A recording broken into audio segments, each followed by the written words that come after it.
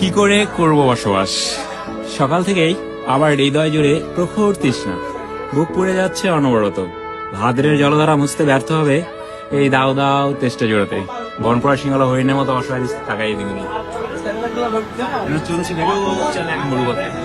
নেকড়ের মতো খেকে ওঠে রোদ আমাকে ভাবছে কাবাব রূপে।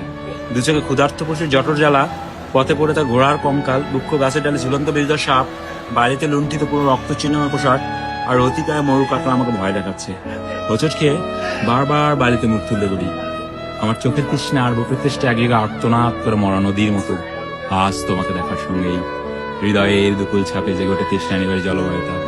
আমাদের দুজনে দুটি হাত পরস্পর চুম্বন ধারে ভাসতে দেখেছে।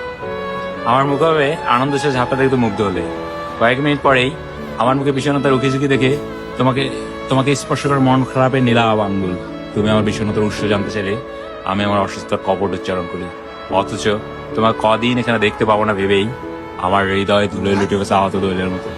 তোমাকে আবার দেখার জন্য নিরুপায় হয়ে আমাকে অপেক্ষা করতে হবে আরো 7 দিন। এই দীর্ঘ প্রতীক্ষার নিষ্করুণ ঘরে কি করে করব বসবাস?